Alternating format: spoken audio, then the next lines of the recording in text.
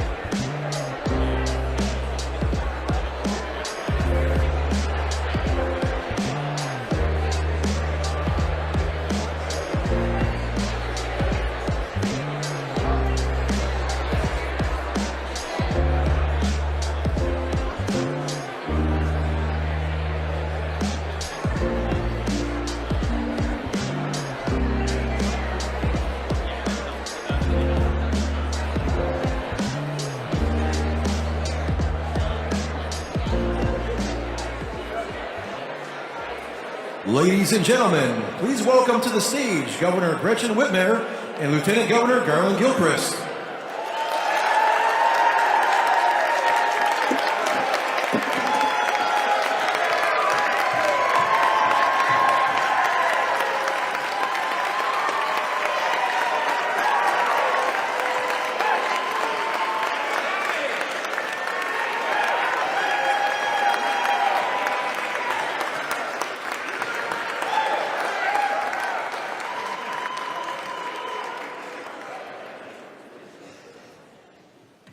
We're not done yet. Y'all just keep cheering.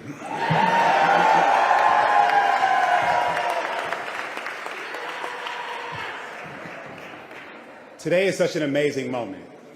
It is a recognition that if there's one thing that people in Michigan are capable of, it is doing big, extraordinary, and ambitious things. When we see big problems in Michigan, what we really see are big opportunities. Not only are we the place that put the world on wheels, not only are we the place that embodied the arsenal of democracy, not only are we the place that bridged the straits between two peninsulas with a bridge the likes of which the world had never seen. We've made it more possible at any point in history to get a good paying job, to be respected and protected at work, to be able to retire and live in our state with dignity. Now today, we are recognizing the culmination of bringing that ambitious spirit, the sense of optimism and innovation, to bear on the generational challenge that we all share and face, and that is the climate crisis.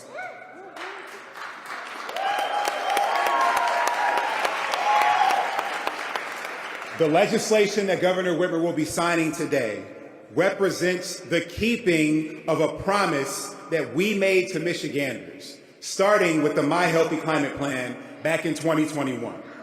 This package of legislation will lower costs for families, will create amazing good-paying jobs in Michigan, and will put us in the driver's seat in terms of leadership in responding to the climate crisis in America. This will make a difference for Michiganders like Stephen from Kalamazoo, who told us that staying on track in how we address climate change is essential for his children and our children's health and future. Sarah in Ann Arbor, who wrote to us about her worries when it comes to climate change, about her future and those college students that she works with every day at the greatest university in the history of the world, University of Michigan, that's going to win the national championship. I'm only going to tell the truth from this podium. President John F. Kennedy said that no problem of human destiny is beyond human beings. Our reason and spirit have often solved the seemingly unsolvable, and we believe that they can do it again. No matter how intractable, no matter how difficult or complex our problems may seem, they are man-made. And if it's a man-made problem, that means that we can have people-driven solutions. And I know that the people of Michigan are the best position to solve those problems. So we can apply our Michigan minds and our Michigan muscle to innovate and create the future, to create new technologies and new possibilities. And we can let our ambitions be the only thing that exceeds our imaginations. We can set goals and we can go beyond them. We can invest in the dignity of every worker and community and help every person benefit from this clean energy transition. Let's boldly create the conditions we seek for more people to succeed and be safe and healthy right here in the state of Michigan. That's what this legislation is about. And that's why I'm so proud to be part of this team. So bringing to the podium now, I want to introduce one of our state senators, Sam Singh, who helped to lead the charge to bring this package to fruition. Ladies and gentlemen, Senator Sam Singh.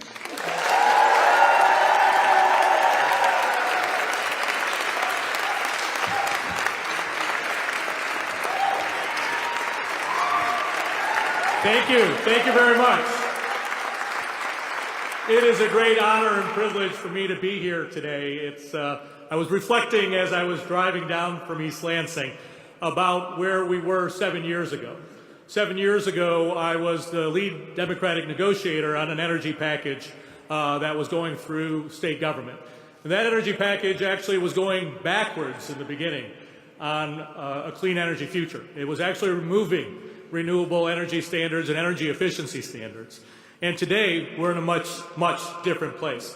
My wife, Carrie Ebersol Singh, had told me during that time, there's a group and coalition of groups that are working in the space of health, that are working in the space of the environment, that are working with frontline communities, that are working with a variety of different sectors that are all focused on the climate future. And they are going to be an incredible ally to you in the House. And they were.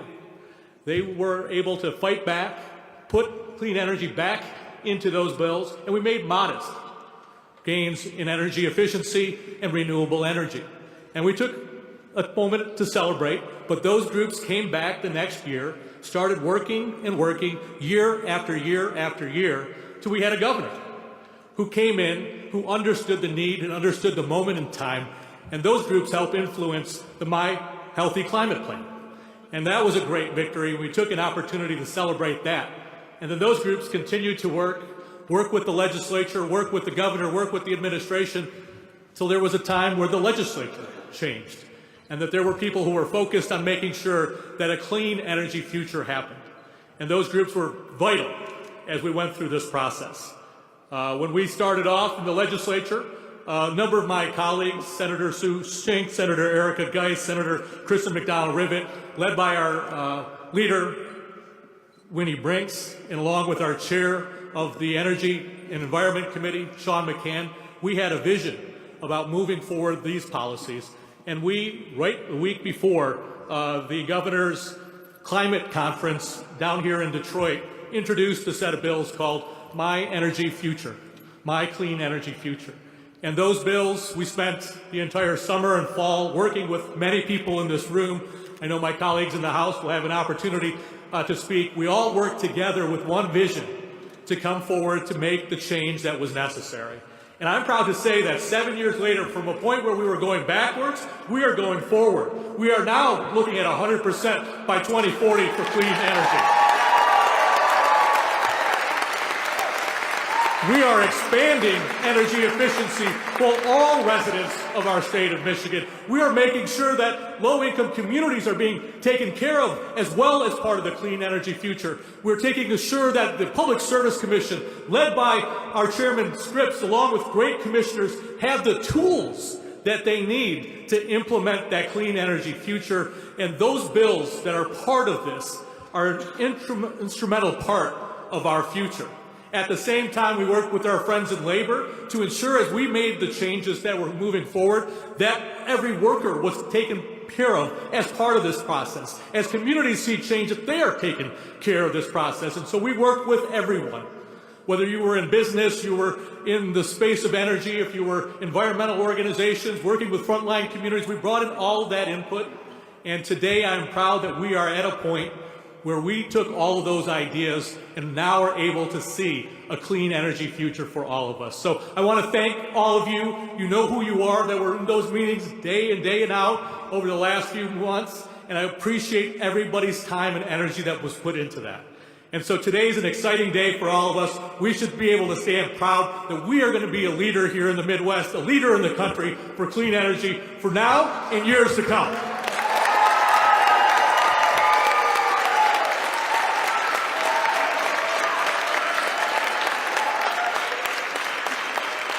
And it is my honor to introduce one of my partners in the State House, Majority Floor Leader Abe Ayash.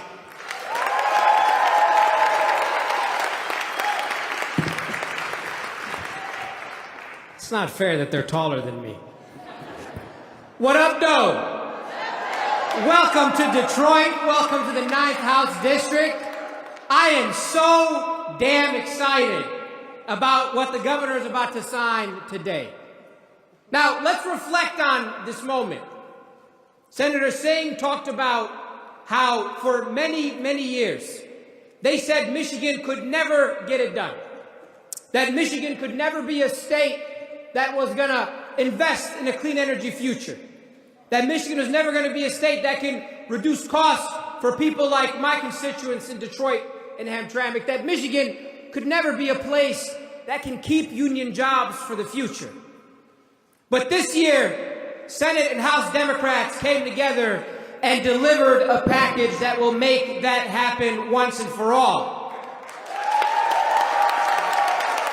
Now, before we talk about the exciting legislation, it's important that we thank the folks that helped us get here. I'd be remiss if I didn't thank my staff in this process, Dylan, Spencer, Melek, Katie, and Trent, who did so much work to shepherd this in the House. Our staff members are often overlooked. And I also want to thank my colleagues, Representative Martis, Representative Kofia, Representative Pahutsky, and Chair Scott for delivering these bills forward to make sure that Michigan is going to be a clean energy state, that Michigan is going to be a state that creates high-wage union jobs for decades to come. And we are going to be the envy of the Midwest. Now, our governor and our two majority floor leaders and the Speaker of the House all happen to be Spartans. And I don't care what happened last weekend. I am excited to say Michigan is going green.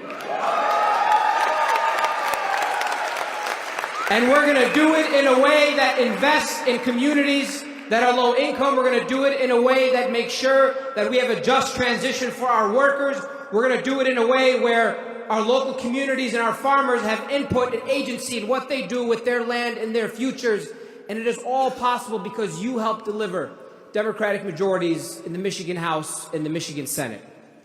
I want to close by thanking my partner in good and sometimes in trouble, Representative Ranjiv Puri. This would not have been possible without the work that he put in to help deliver this.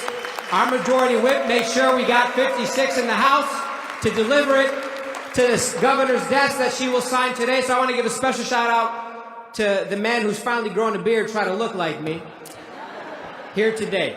So with that, I'm so excited that we are finally going to sign the Michigan Clean Energy Future and the Clean Energy and Jobs Act today. And it would not have been possible without all of you in the trenches doing the work to make sure that Michigan is going green and staying clean. With that, I'd like to invite up John Perkins from the Michigan Carpenters Union.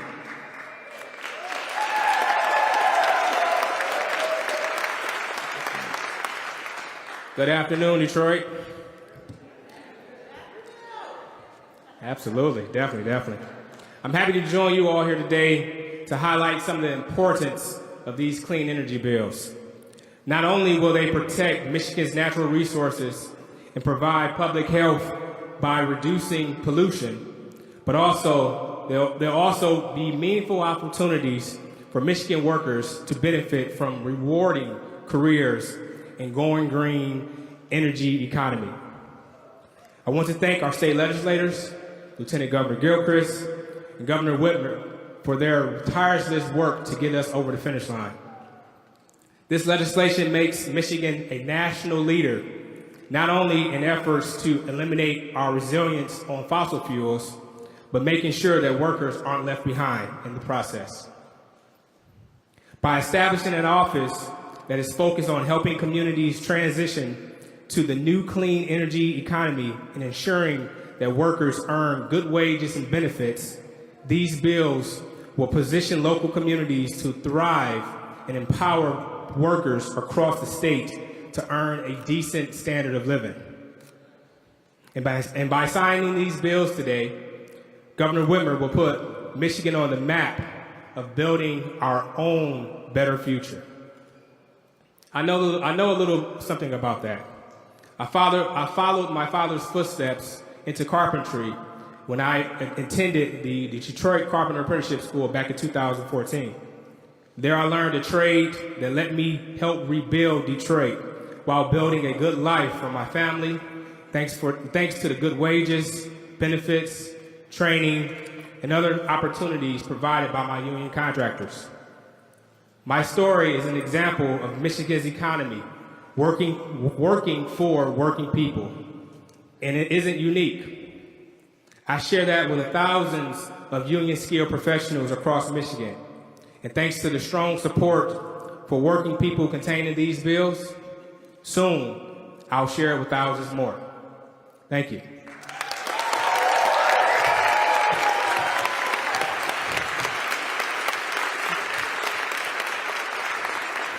Coming to the podium, we have Clara Ostrowder.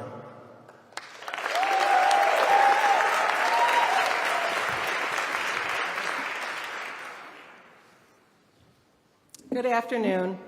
My name is Clara Ostrander, and I live in Milan Township, Monroe County, Michigan. Our family owns 2 centennial farmsteads, including the home I live in, which has been in my family for 154 years. My parents were full-time farmers. My dad farmed about 500 acres in our township, raising corn, soybeans, wheat, and oats. Being raised on a family farm, I learned hard work and dedication. That's just been part of my entire life. I went to Michigan State University, go green, where I received a Bachelor's of Science degree in animal science. My family and I continue to raise and show animals to this day. Before my father passed away, he asked me to keep the farm in the family so it could be passed down to my son the same as he was passing it on to me. Little did I know at the time what a hard task it would be to maintain 2 farmsteads over 100 years old and keeping up with property taxes. Renting the farm to another farmer for raising corn and soybeans assists with paying the taxes, but it doesn't leave much more for helping with the maintenance on the rest of the farm. So when we were first approached about the idea of leasing our land for a large solar farm, we were very skeptical as we didn't want to do anything to harm the farm. But after several months of research, we learned that solar would not harm our land, but rather it would allow the land to rest while helping the environment by harvesting the sun for clean energy. When we made the decision to lease our land for solar, our township had an ordinance in place which allowed solar on ag-zone land. Unfortunately, over the course of the next 2 years, we were faced with opposition that ultimately ended in the ordinance changing and taking away our landowner rights.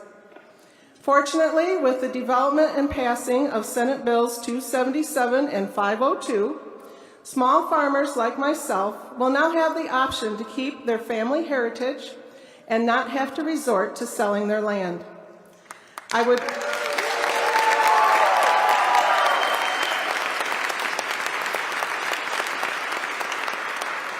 would like to thank Governor Whitmer for her development of the My Healthy Climate Plan and also for the support from the Democratic members of both the House and Senate by passing these very critical bills.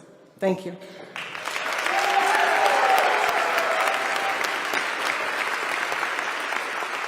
I would now like to introduce our next speaker, Zaria Coleman. She's a student at Wayne State University.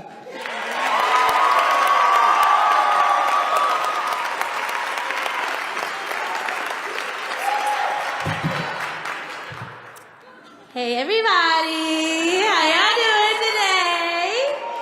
Okay, now I know some of you might be wondering, who is this brown skin, blonde hair, tattoos, piercings?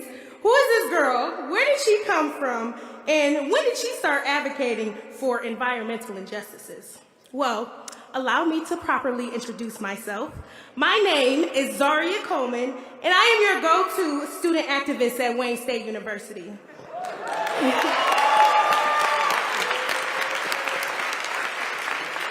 If you are advocating for something and need somebody to amplify your voices, you can count on me. That's the type of things that I bring to the youth in the future of tomorrow. Now, not only am I an activist, but I hold various executive roles at student organizations at Wayne State University. Now, let me tell y'all something, okay? I am the secretary for Black Student Union.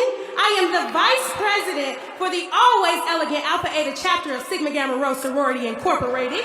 I am the vice president of the National Pan-Hellenic Council, and I am the founding president of SAUCE, which stands for Student Success and University Council for Engagement.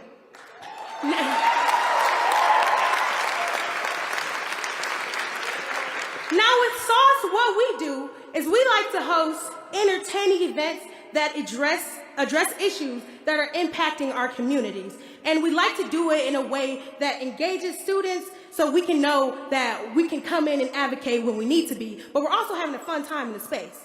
So what we have been doing recently, last year was the first time I got introduced to the governor, we had a Black student voter rally where we educated everybody that what was on the ballot, who they were voting for, what they were voting for, put a face to a name, what those proposals meant, everything that we are doing. Because a key component that is missing with educating our youth, we need to know what's going on. There's a little bit of a gap, but I'm here to fill that gap. So we are represented in the spaces like here. I am here to show that I am the youth of today and tomorrow, okay? So, most recently, SAUCE, my student organization, has been collaborating with Michigan's League of Conservation Voters. We have been fighting.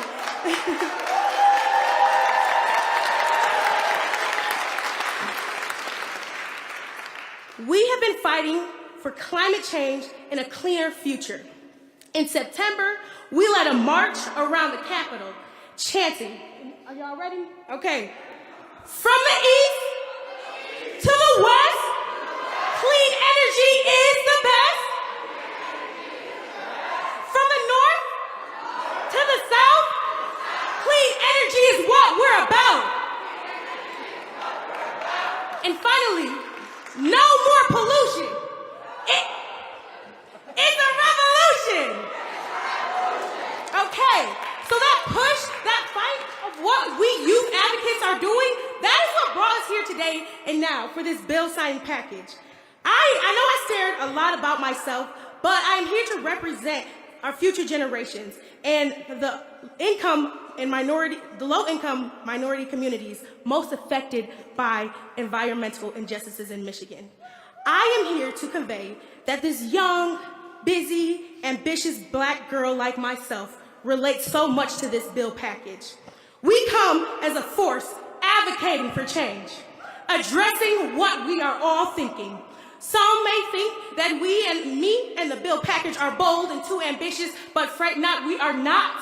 Trust and believe we are here today to stand our ground, and we're standing on business, okay? I'm here to say that Michigan stands at the center of industrial America and is sending a clear message that we are here to lead the fight against climate change in the Midwest. With this bill,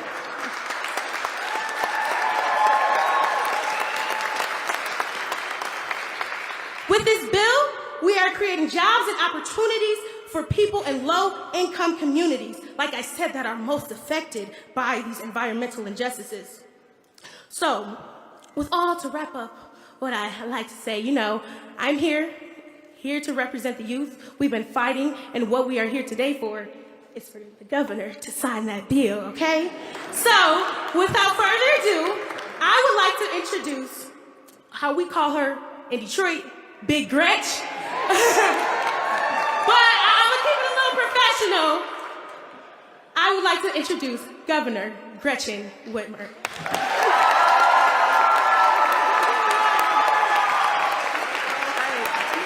Wow. All right. All right, give it up for Zaria. I think she stole the show.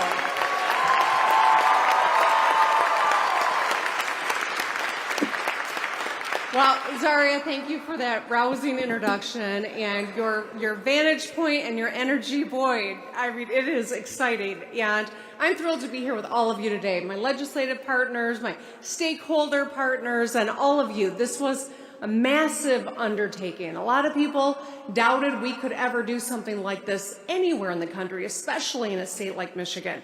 And today I'm going to sign 7 game-changing bills that are going to lower household energy costs by an average of $145 a year, improve reliability, and create 160,000 good-paying jobs. Once I sign these bills, Michigan becomes a national leader on clean energy, bringing billions of federal tax dollars home and private investment into our communities. Together, we are protecting our air, our water, and our land while focusing on taking climate change head on. Today is a huge win for Michigan families, for Michigan businesses, and for future generations of Michiganders. We've been working toward this day for a long time. I unveiled the My Healthy Climate Plan in 2021, informed by a lot of stakeholders and a lot of educated minds who thought, how can Michigan become a leader? We outlined a lot of goals in these bills. Our plans were ambitious. We had no idea how to get the legislature to, and what the legislature would look like in 2023, but we knew the clock was ticking. And look at us now, with this crop of legislators who took this on, who did the hard work. We got it done.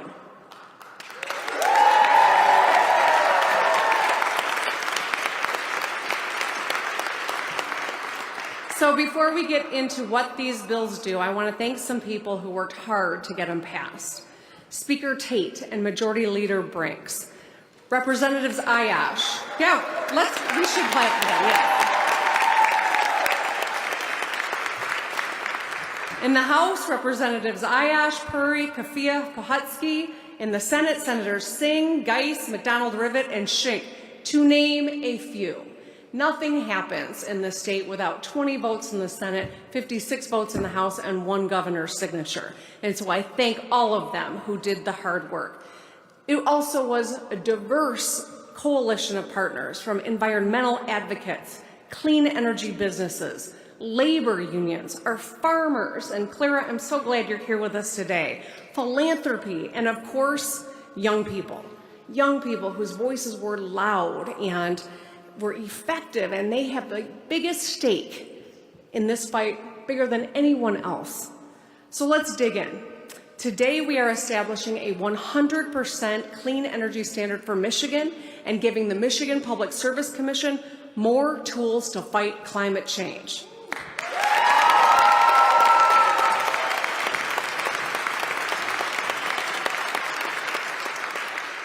Our new standard requires that Michigan is powered with 100% clean energy by 2040, with 50% renewable energy by 2030. Getting this done will reduce air, water, and land pollution. It will balance reliability and affordability so people can keep their power on through storms and floods and freezes. Our 100% clean energy standard will make Michigan a national leader, top 5 nationwide, and #1 in the Midwest. We already knew we were the best. It's about time the rest of them figure it out. Let's make it official.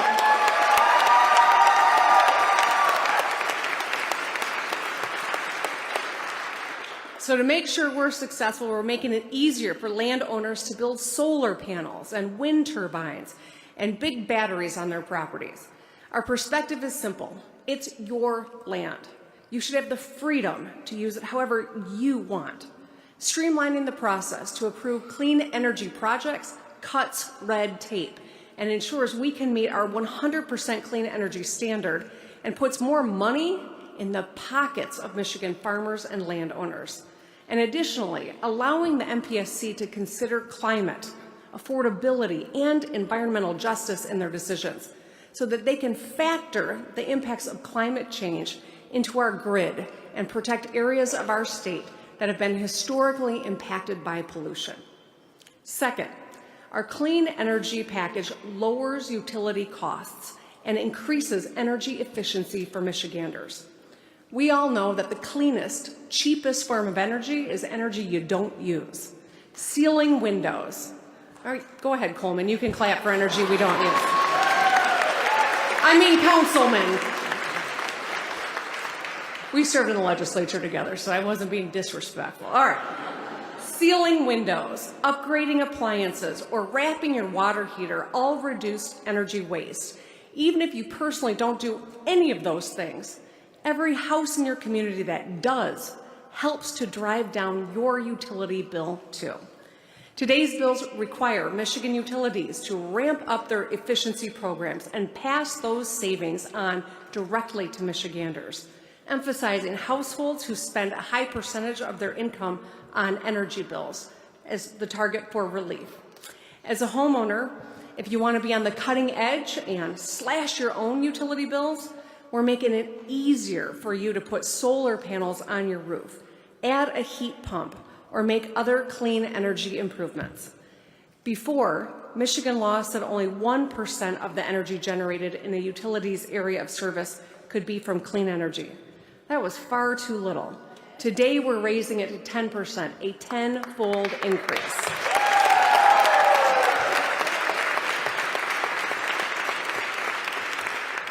And finally, today's package will help us make more clean energy right here in Michigan, reducing our reliance on foreign oil and unleashing the extraordinary potential of our people. Michigan is the #1 state in the Midwest for clean energy jobs. And after we sign today's bills, we are projected to add 160,000 more clean energy jobs.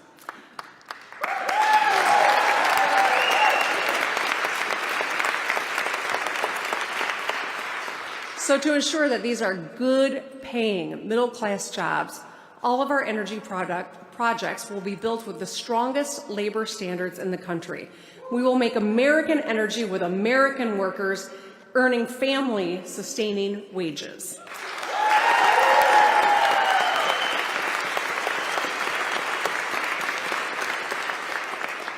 And these bills also establish a new office that will support auto and energy workers impacted by the shift from fossil fuels.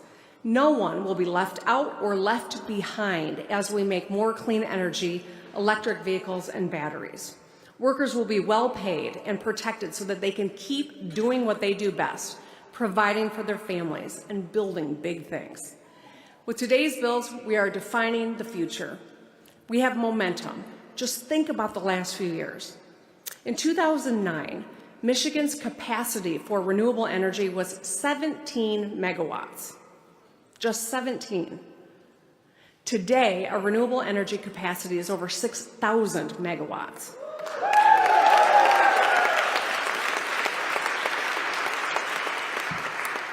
When I went to law school, it really deteriorated my math side of my brain, so I'm not going to do the math for you, but it's a big deal, right?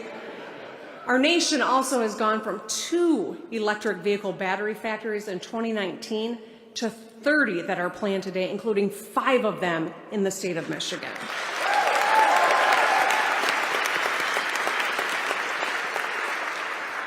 And some of our fastest growing industries are advanced mobility and clean manufacturing. Our clean energy future is ambitious, but it is achievable.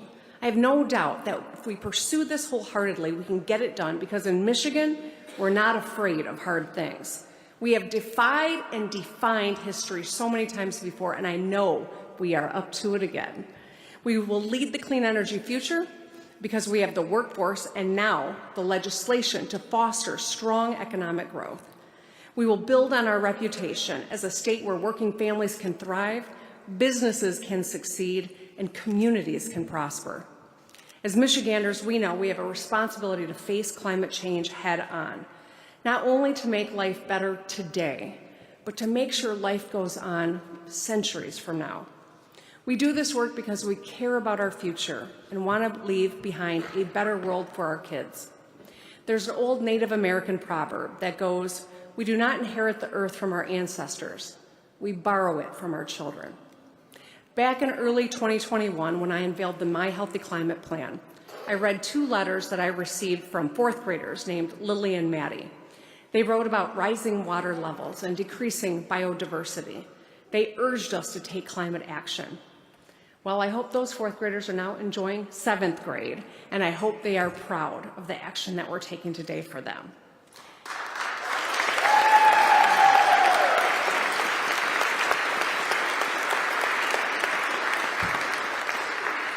Young people want, expect, and deserve us to fight for their future.